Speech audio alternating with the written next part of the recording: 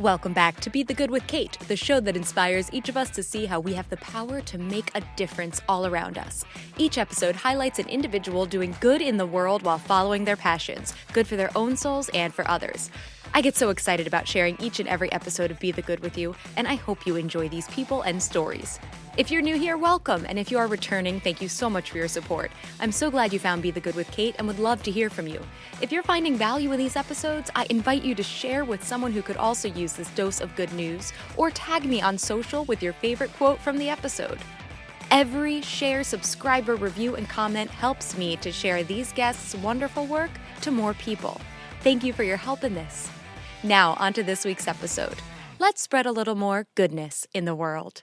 Welcome back to Be the Good with Kate. I am absolutely thrilled to introduce you to Wendy Swart Grossman. She has a background in U.S. and South African presidential politics. She's a faculty member at Boston University teaching creative innovation and co-founder of Creative Reframe. Wendy is a connector, a community organizer, a thought partner, logistical wizard, visionary advocate, and all-around get stuff done person. She's a published author of Behind the Wheel, A Mother's Journal of a Year on the Road, is working on publishing her second book, and you can also find her writings on WordPress, which will be linked in the show notes. Wendy holds a bachelor's degree in economics and political science from St. Olaf College and a master's in urban and environmental public policy from Tufts University. And I just have to say, the more that I looked into Wendy and learned more about her, the more I wanted to know. And I just couldn't get enough. I went down a rabbit hole on her WordPress site. Her writing just pulls you in. So I can't wait to hear more. Anyway, Wendy, thanks so much for being here. Okay, thank you so much for finding me and for giving me a platform and really just giving me an opportunity to have a chat with you. I am excited for this. Yes. Oh, absolutely, my pleasure. And just for the listeners, our connection came through Remy, who will have just been released a couple weeks prior to this episode. So you will have been fresh off of hearing about the Azores there. Yes. Yeah. Absolutely. So Wendy, please tell everybody a bit more about who you are and what you do in your own words. Yeah, well, so I'm kind of a peripatetic kind of person. I've moved around a ton in my life. And I think through that, I have really committed myself to building community because I really didn't have it when I was growing. I always had to recreate it wherever it was that I was living. So I've always been a community builder from, the time I was a kid to knocking on doors, looking for friends, to moving to the UK, to moving to London, moving to Atlanta, Georgia, moving to San Francisco, moving here to Boston.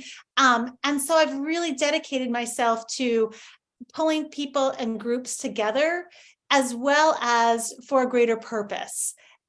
Social impact. I kind of actually think of it as like a triangle of things that I'm really committed to.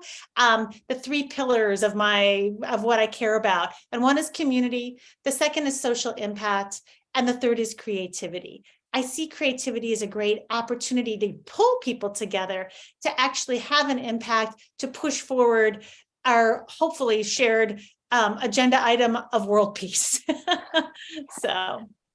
And now, how did you realize that this could be a career path? Obviously you are someone who finds the way to be the good in all aspects of your life. And it was so apparent in everything I read about you too. It's not just your work. It's a part of your being that's so apparent.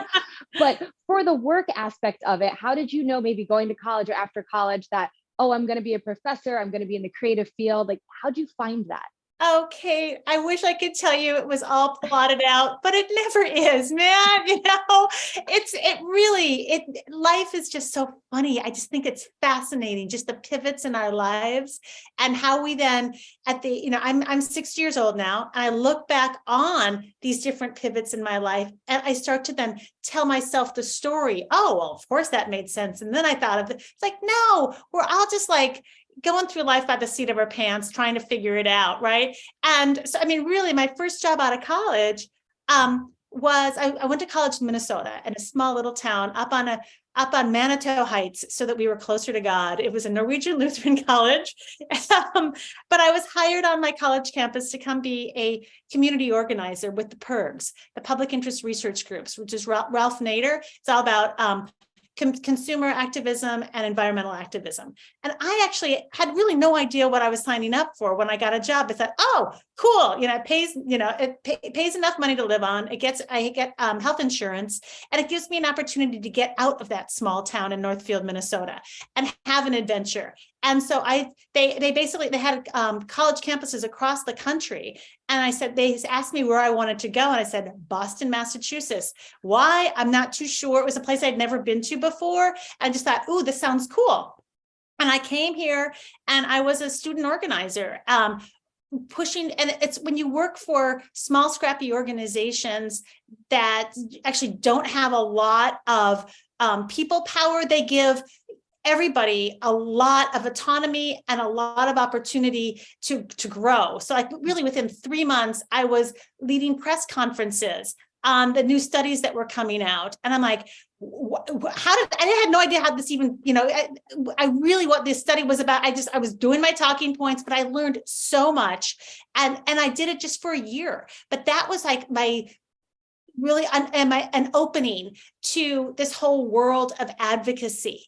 And that even though I was 22 years old, I could have a voice. And I was looking down. I was working with college students, and I was helping them to actually to galvanize their voices as well, while I was figuring it out myself. So immediately as I was learning something, I was then teaching it to somebody behind me and figuring out how we could build these movements. And then from there, I realized that I wanted to do something more than that, though. I wanted to get out of the PIRGs. It was, I wanted to have even a larger impact. But I didn't really know it at the time.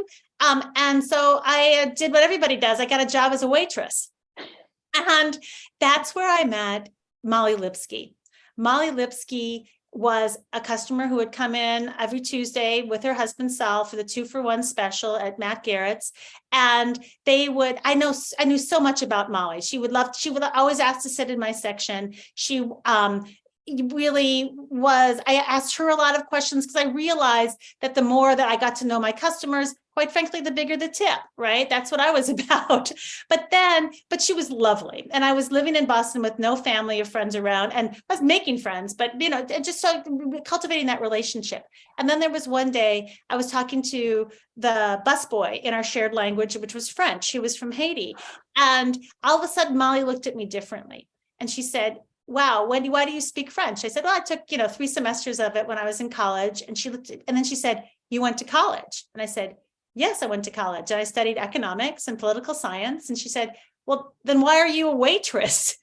Like, well, this was not the end goal, but I'm doing this. I need to pay rent. And she said, well, what is it that you really want to do? And I had the answer. I said, I want to use my voice to help advocate on behalf of people who don't have voices on the statewide level. And she said, this is what you need to do. I am a volunteer from Michael Dukakis, who's running for re-election for governor in Massachusetts. He's going to win. They're just gearing up the campaign. Go and be the best volunteer you possibly can be. They will be looking to their volunteer pool for staff members.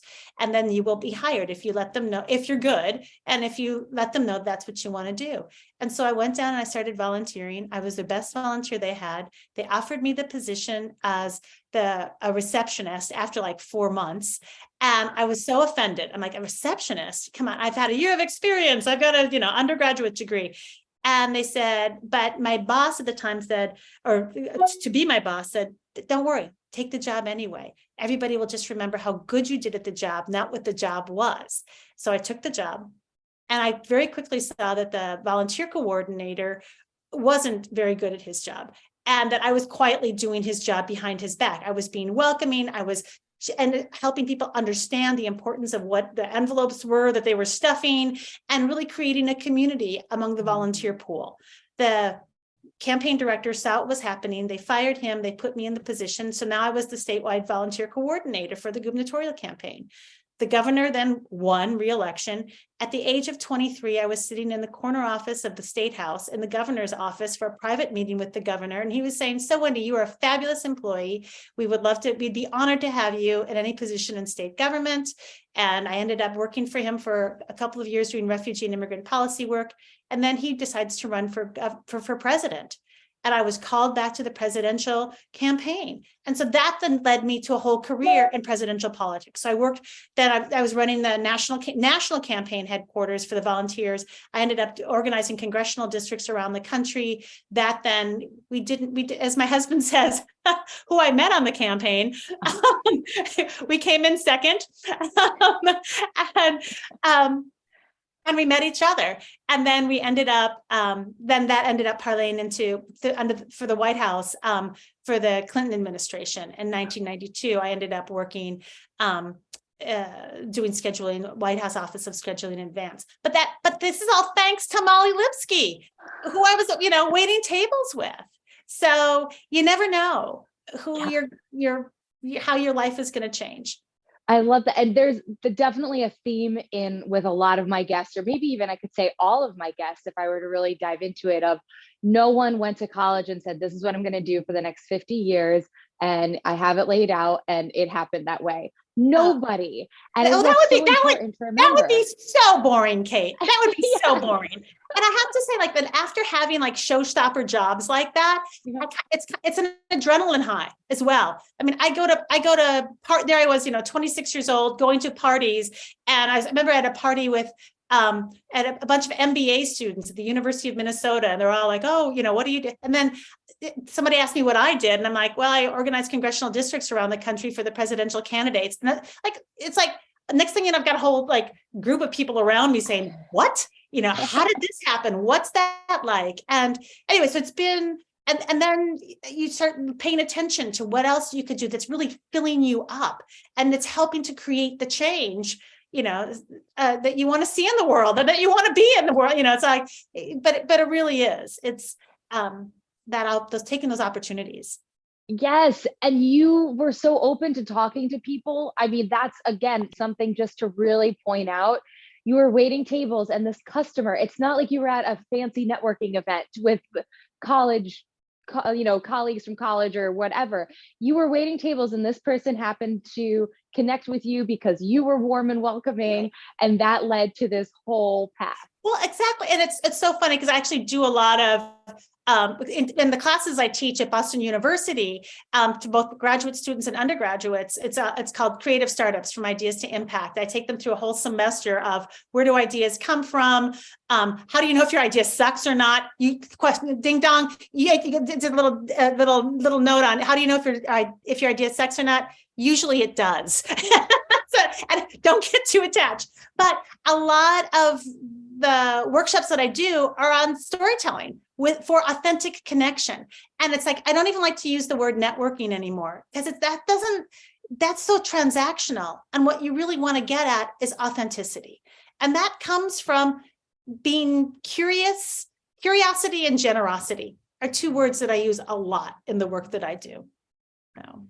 And then how did you get this course to be at Boston University? Did you offer it to them? Did they have it already and you took it on? This again is another serendipitous situation. We lived, my husband and I and our two kids lived in London for 6 years. We came back to the US in the worst economy possible. And at that point, 2009. And we, instead of just buying a house and getting jobs, we bought a Winnebago Itasca Impulse 29-footer, and we lived in it for a year and homeschooled our kids in the national parks and public libraries, and also trying on different cities where we would want to live. And after looking at Austin, Texas, and Palo Alto, and San Francisco, and Seattle, Washington, and Minneapolis, we chose specifically to live in Boston, and in particular in Brookline, so that it's a very walkable city. The kids could go to the public schools. And my son at that point was in second grade. And there's a little girl named Claire Gilliman who came up to him and said, "Oh, you just moved here. I bet you don't have any friends. I'll be your friend." So Claire came over and, met the hamster. And And then the following week, I was raised Christian. My husband was raised Jewish. So of course we become Unitarian Universalists. We go to the Unitarian church in our community. And the same little girl, Claire, is singing in the choir. We see her after class, afterwards in the coffee hour. And she says, "Oh, Wendy, I bet you don't have any friends either. Why don't you come meet my mom?" I met Jen. Jen and I immediately hit it off. And she, at that point, was worked at Boston University in the College of Fine Arts. She was the director of the visual arts program. We went out for a drink one night, and she's one of these people who asks you the big questions. I love it. And she's really intense. She's like, what do you really want to do? What would be fun? What would make your heart sing? And I'm like, oh, I always thought it'd be fun to teach. And then she's like, oh, well, I work at BU. And I can present a class. And I was also a graduate of the arts administration program. And they were asking her to propose a potential class. And we thought, wouldn't it be fun to co-teach a class together? With me with my activism and her with her art background, we proposed a class on the artist as activist. So we went to the director and he said, "That's fascinating, but what's really interesting is this whole thing called cultural entrepreneurship. It's kind of popping up right now. Can you dive into this and see what you can come up with?" So we proposed the class that was really all about helping the artists get the tools that they need to bring their ideas to market. Because so many artists just, they dig into their craft, but they don't understand the importance of, business opportunities and business skills and how to actually market and how to price. And then the class was a huge hit. And so Jen and I, we went from being just a piloted during the summer to being part of the full-time curriculum. And at the same time, across all the colleges and universities, these ideas of the innovation entrepreneurship centers were starting to pop up. And there was something called Innovate at BU. This was in 2016 that was just starting to get its feet on the ground. And they caught wind of the work that we were doing because I'm kind of loud. And, and we were getting a lot of splash. And I have no problem. I come also too from a PR marketing background. So it's like, I know how to sell my stuff. And so we're getting a lot of play. And then we were asked to submit to do a TED Talk. And at BU, and so Jen and I put together a TED Talk, and in the core and during the teaching the class or putting together the TED Talk, we realized we also had a business here called Creative Reframe, but was based in the class. So the class then, because also the innovation entrepreneurship was getting off the ground, and because we were really teaching cultural entrepreneurship, the class is now morphed into creative startups from ideas to impact. And I'm now going to be teaching in the business school in the innovation and entrepreneurship minor, which is the 4th largest minor now at Boston University with the 35,000 students. It's really, so it's fascinating. It's fascinating.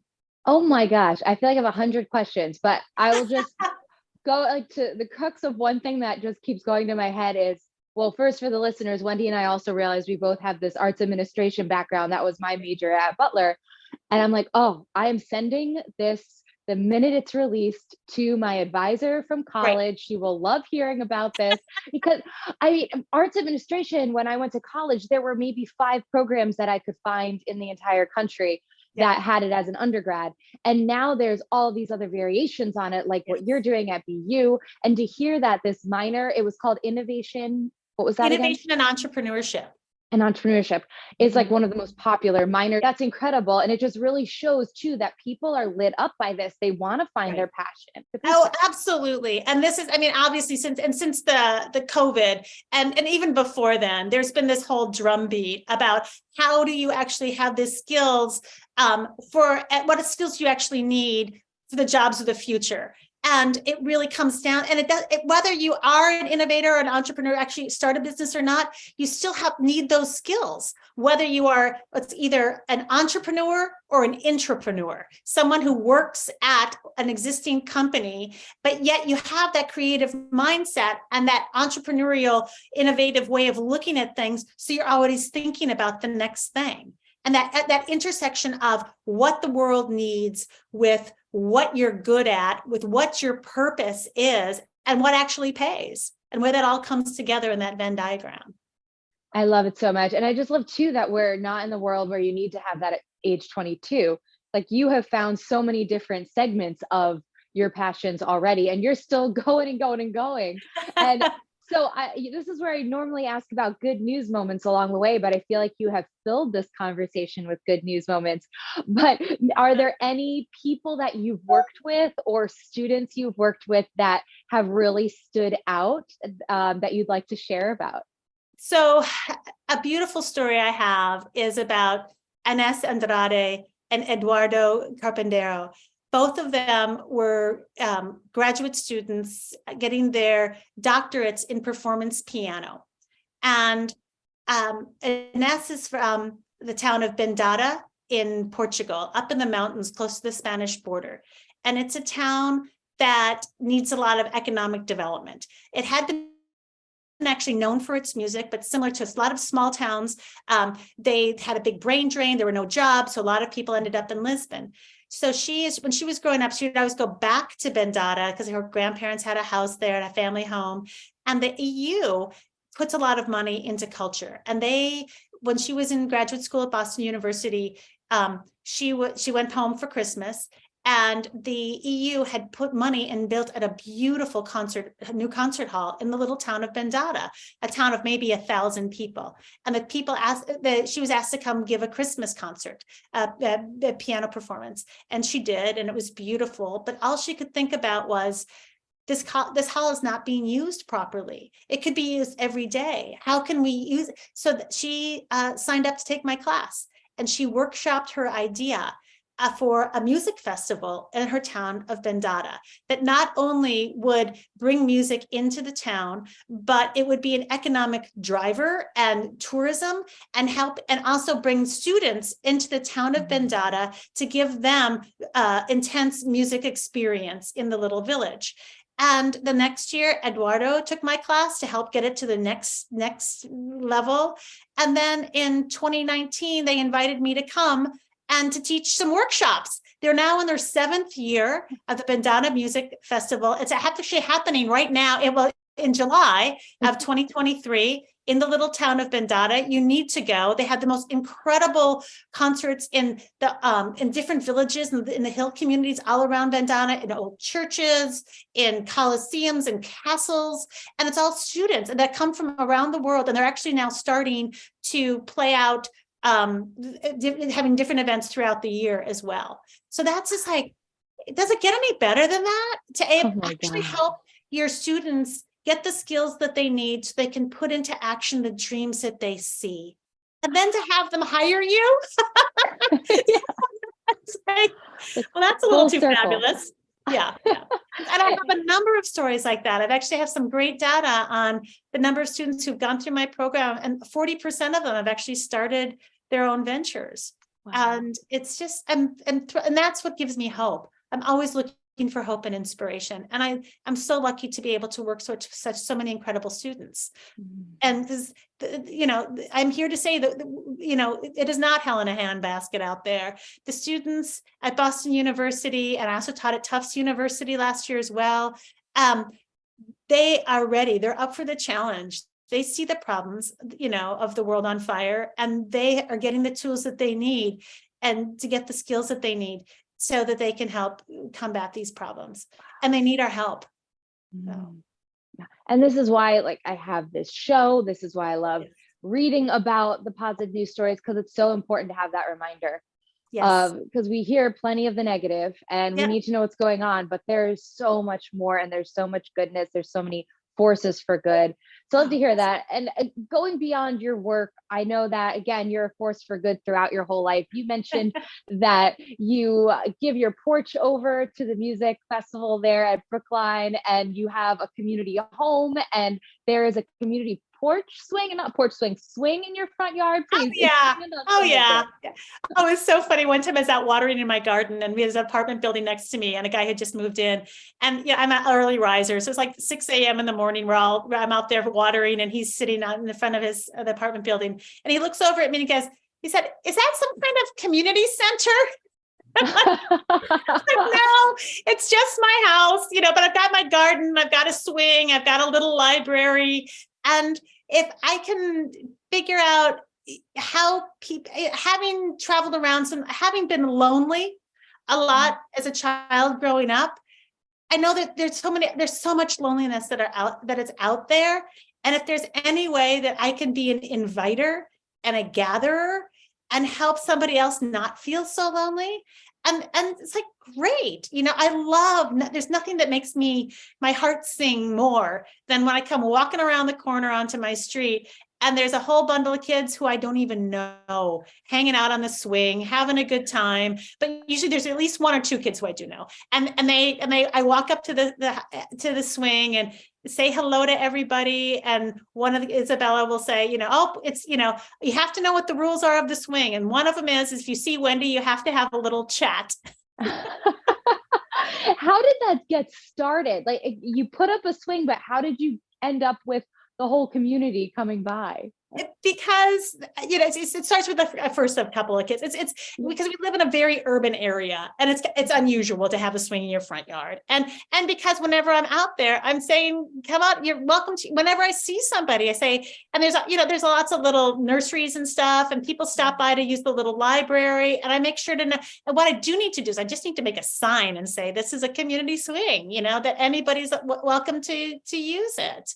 And so anyway, and also when my kids were little, obvious, they were, it was a magnet for the neighborhood that we live in. So, and in this time too of like, we don't always know our neighbors. People aren't as, just on top of like always saying hi to your neighbors or extending the hand. It's so great to hear stories like this where you have people there all the time and you're embracing them.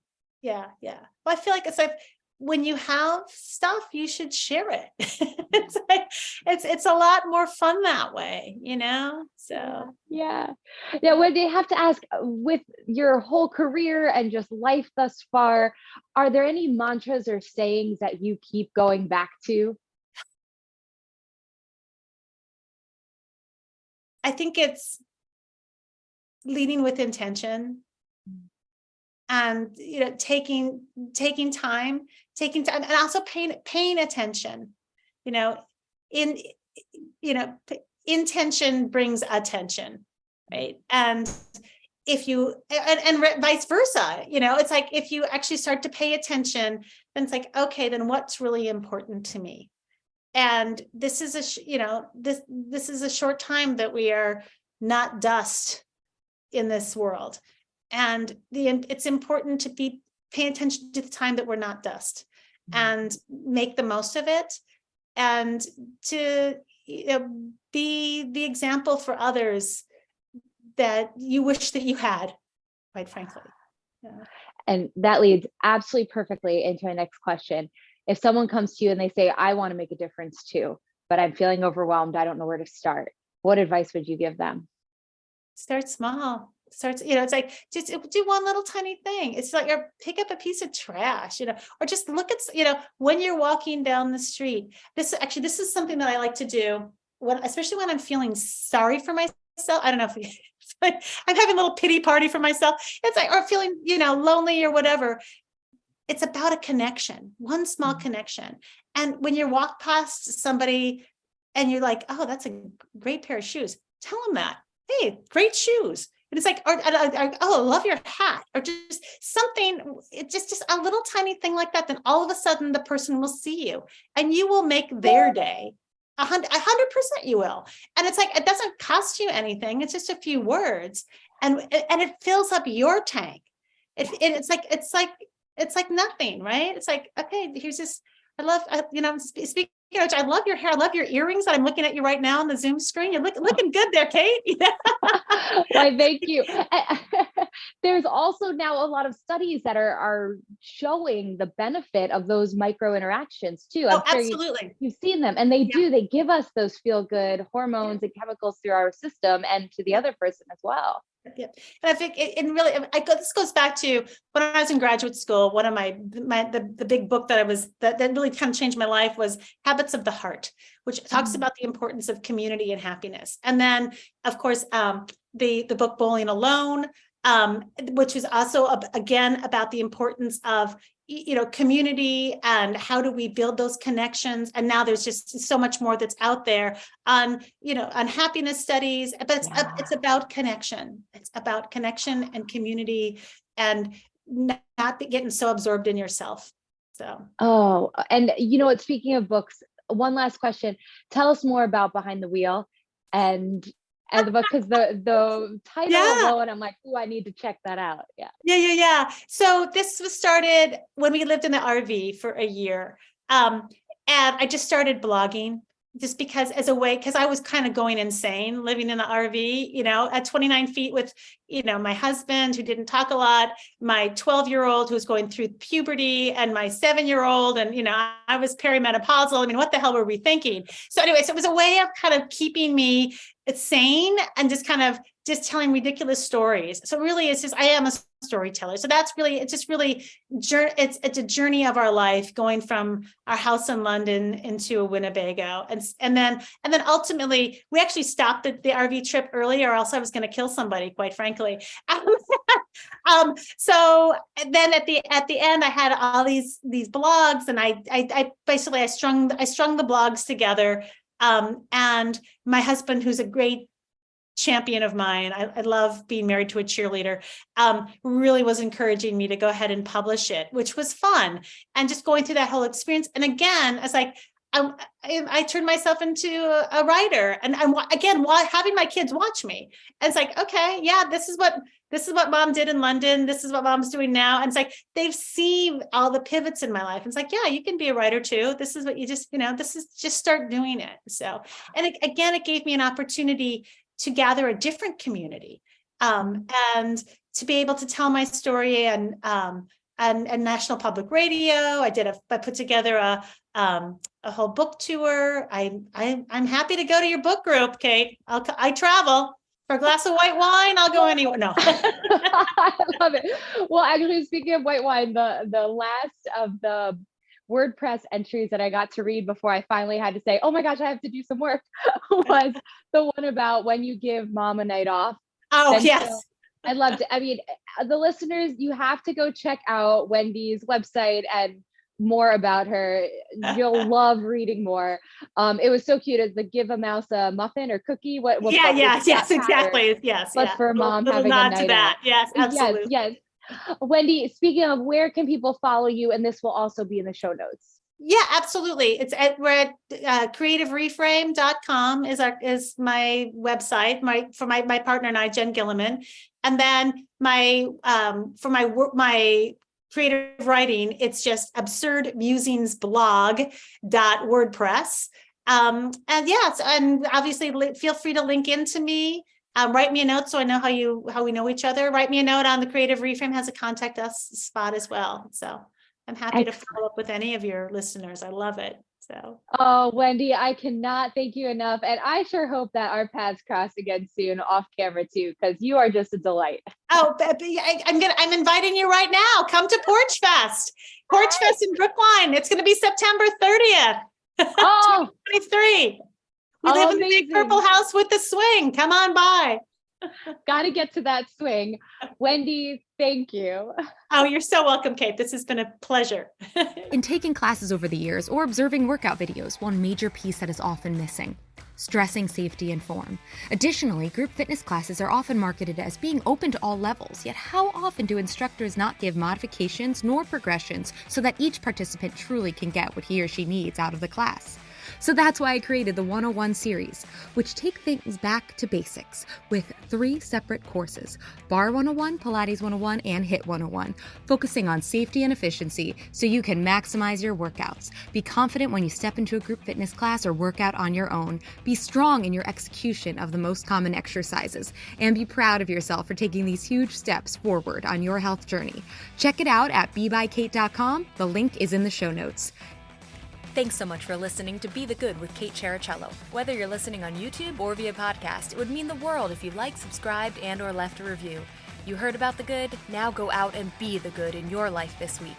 If you have stories of good news that need to be shared, please send me a message. Thanks again, and have a great week.